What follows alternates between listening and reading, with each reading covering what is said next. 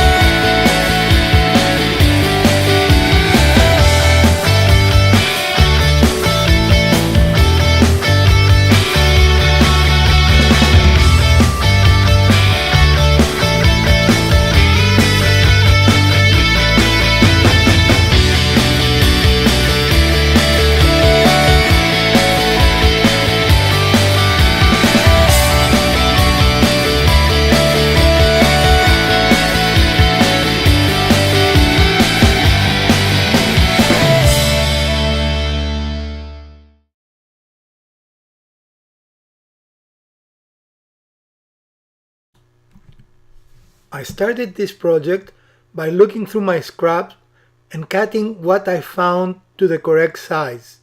Here I'm using some old cedar boards that have left over from other projects.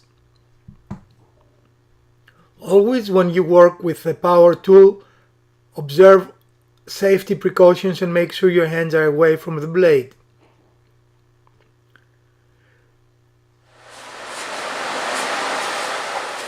Again, having identified the wood I'm going to use, I'm cutting it to length, and often you're going to get a much cleaner cut if you make it in two passes. And you see here I'm just raising the blade to do the final pass.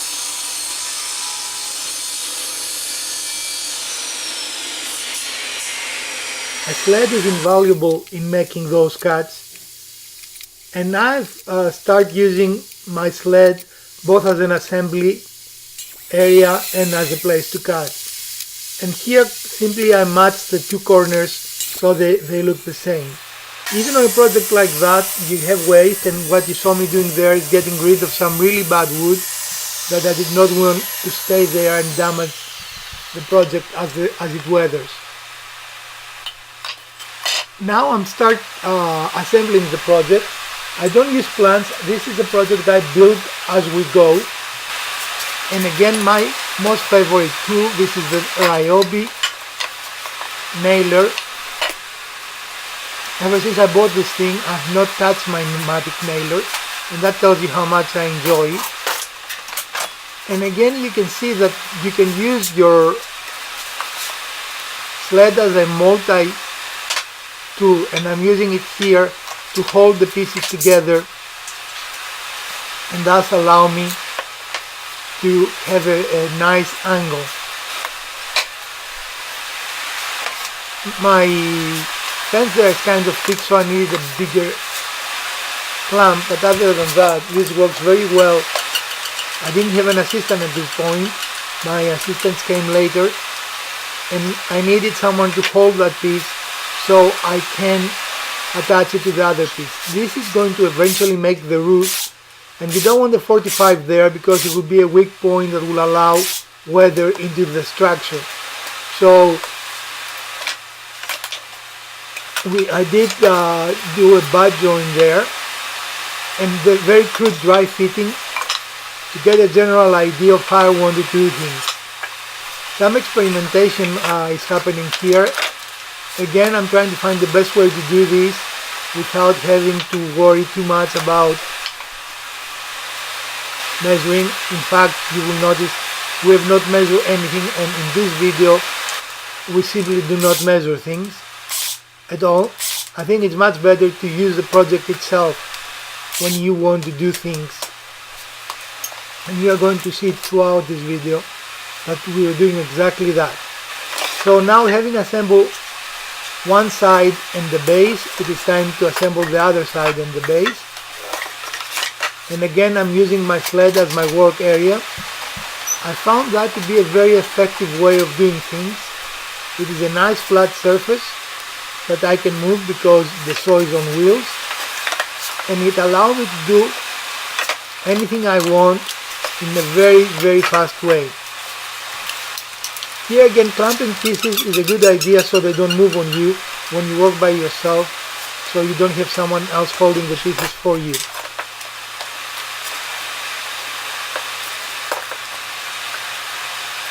I could have done this a little better. I should have put a piece of wood to hold this from moving that much, but I knew that there would be flexibility on the brad, and you're going to see that it ended up looking really nice, even though I was not taking great care there to make sure I had a 90-degree angle. I would definitely recommend to have a 90-degree angle when you're building it. And there we are. The basic structure is built, as you can see there. The roof was not attached yet, this was just a dry fitting. And here I'm going to make some small pieces of wood that are going to be used as a dam, so the bird feed will not spill out. Sometimes it's easier to use my hand saw than taking out a power saw, and I really love this Japanese saw. It makes really nice, clean and quick cuts, and that is a wonderful, wonderful tool that next to my Ryobi I use virtually in every project I build, either for the channel or for my personal use. And here is the piece. Again, I did a quick dry fit to make sure that it is the correct size, and having done that, I'm moving on. Now my assistants arrived and made things much easier. My wife is holding the pieces while I'm brad nailing them. This project I used brad nails as a structural component because really I didn't need much more. So we continue the assembly, and again we are building the project, and we are thinking how we're going to build the project as we go. We told you that don't always need very expensive programs or extensive planning to build something. I had a general idea of what I wanted to build, and I simply start building it. And sometimes this is the fun. Every piece on this build is actually structural, and here one of the brad nails protruded because of the angle there. It was just too long, and I'm simply cutting it off. I don't want any of our small feather friends to be injured. And as I said, everything is structural. Here you see me attaching to the base frame the roof, and you're going to see more of that as the video progresses. We are going to use every surface to connect it to every other surface. Here, without having to measure, we are marking an angle to cut an old piece of pallet wood that I had left that will compose half of the back. The other half of this board will be the other half of the back of the structure. We're simply going to take that to our circular saw and cut it the correct dimension. It overlaps the peak. And I think this is much easier, faster and accurate than trying to measure it, especially since there are some strange angles there. And here on our miter saw, we're going to make a 45. A few moments of arrangement to make sure we are correct. And here we're back. We have cut both pieces, and now again using the brad nailer, I'm attaching the two pieces of pallet wood to make the back of the piece. As you can clearly see, the brad nailer pulls the pallet wood tight into the project. That's something that I really like about this tool. And in a moment you're going to see how nicely it's made at flat corner. That was not flat. Of course, pallet wood is not extremely straight or even, but I like things to be as nicely fit as possible. And one of the corners was raised up, and I did not like how it looked. By using all these brad nails and by attaching every piece of the structure to every other piece, this is ending up to being a very strong piece. Even though birds don't weigh a lot, it will be subjected to a lot of wind, and I wanted it to have some reasonable strength so it will not fall apart. With the back now firmly attached, I don't know where the cross member is, love. I'm looking it over, and I'm attaching it even more firmly to one of the structural components on the bottom. Here is the corner I'm talking about, and you can see that it is lifted up. There I'm checking that my brad nailing was correct and none of them misfire, and I didn't see any of them that had misfired. And I'm going to show you a technique here that is very useful. I'm going to use my clamp to make this corner totally flush, and you can see it totally flush there. And now with the brad nailer I'm going to hold it, and very nicely it fell into place just like a glove. I was very pleased with this outcome. It became a perfect corner. Now we sped up this process because it is repetitive and not very exciting, but you still can see everything that we do, and you see there how the corner is just about perfect. Utilizing a lot of the surfaces for attaching made this an extremely robust structure in the end,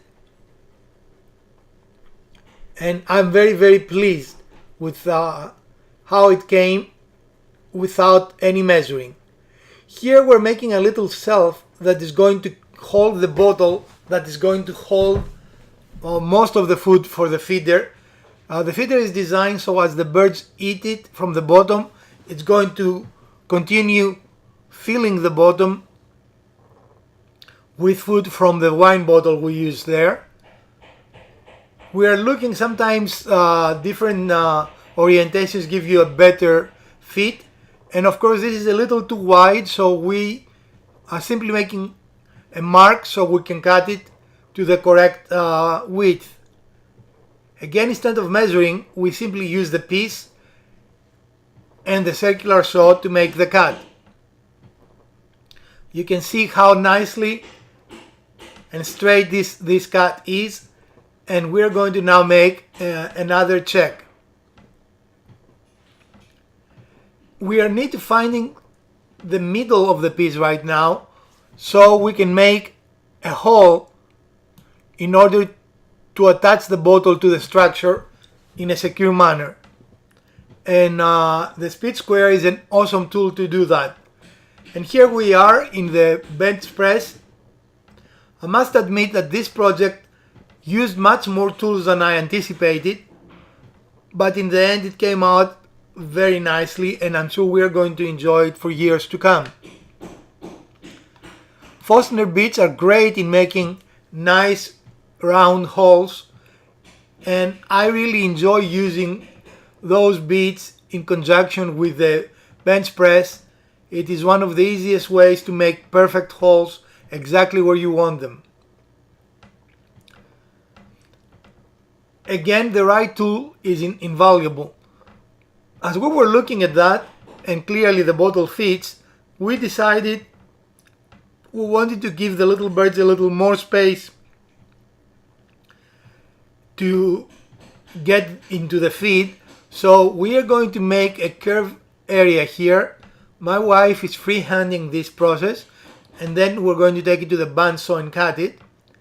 So you can see you don't have to be very fancy. You notice I prefer to use, and so does my wife, a retractable pencil versus a carpenter pencil, because it leaves a much thinner and more pronounced line that allows you to have a greater precision than the thick line of the carpenter's pencil that you have to continuously sharpen. And here in the bandsaw we simply cut this piece. My blade is somewhat thick, and the turn here was very sharp, so we couldn't make it with the blade. So a technique to do that is simply to go straight, as you're going to see here, and then come back to the shape you want. So you're not going to put a lot of strain on the blade and on the motor. It is a good idea to take care of your tools, and that is a good way to take care of this tool. You can see here we're going straight out, not following the curve, and then come back and continue the curve. So we're going to have better precision, and at the same time we're going to protect the tool. This added a very nice little detail. It made the project look better, and again at the same time it allowed us to give more space for the birds to enjoy the food in our backyard. Even at high speed, you see this is a slow process. Whenever you cut curves or very peculiar shapes in the bandsaw, you need to be going slow, otherwise you risk binding the blade, which will not be a very good outcome for your project. We're just about done with that and ready to move into fitting it into the structure. And here we are, again dry fitting. We have not connected it yet, but we're testing to see how well it fits, and it holds the bottle to our satisfaction, and clearly there is enough space for the little birds to get into the feed. But we did not like that actually it moved that much, so I'm brad nailing the back of it so it will not tilt forward by the weight of the bottle. And also I'm going to brad nail the sides, which are a little tricky because they're hard to see. So we're using a scrap piece of wood to align it by eye, and then using that scrap piece of wood I just hit a couple of brad nails,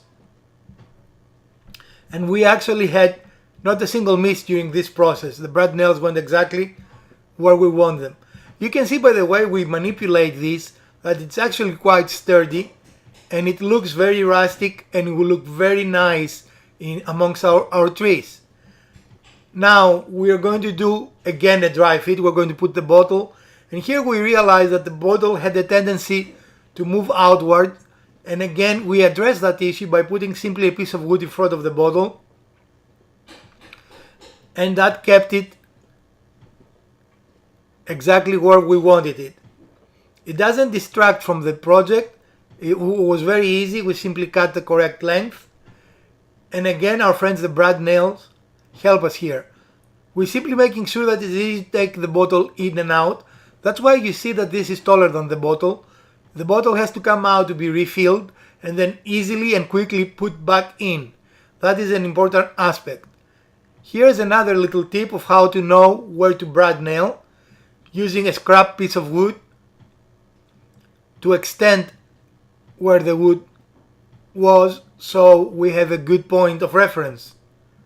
A single nail is enough for this application, and that's what we did on each side. And notice that everything we add to this project makes the whole structure more sturdy and I think even better looking. So now we're looking it over to see if we need to add anything else, and we're finishing where we saw that we have missed a couple of brad nails. The last check with the bottle, and the bottle looks good. And now we have to find a way to hang this. One of the problems when you have something with a roof that has 45 is how to attach it. And I have this really neat tool that is designed originally for pipes, to make holes in pipes, that I found out works perfectly on a 45 and allow me to make a hole that will then allow me to drill in a hook that will provide a very sturdy way to hang this whole structure. And you can see here this tool, I'm going to review it in a future episode, has various sizes of holes that allows various sizes of drill bits to enter through, and it made an awesome hole exactly in the middle. And as you can see, we can now attach this metal hook to the structure, and that is a very positive, very sturdy way to hang this. The wood is kind of hard and we had a little difficulty going deep inside it, so I used another little trick, and that is using a screwdriver to create a little level to provide you the extra power you need to turn it until you're satisfied with exactly where it's going to be. This is a trick that you can use with hooks or with eye hooks, anything that you can put the blade and then use it as a fulcrum to gain power. Now this was very slippery, but still with perseverance I was able to rotate it exactly where I need it, and in the end we had the exact length protruding that we desired. And there we go with the final project, and as you can see, this is very steady, can lift the weight very easily, and nothing seems like wants to come apart. Alright friends, and here is our finished product, and as you can see it has a very nice rustic look to it. It will fit the outside very nicely, and we built it using some old cedar planks we had and some pallet wood. So everything for this build came out from our scrap bin, and of course the bottle came out of our wine collection after, of course, it was pleasurably empty. I hope you enjoyed this little build, and if you did, please smash that like button. If you didn't, the other button works as well. Share, join, subscribe and comment, and we're going to see you on Wednesday with another tip and trick episode.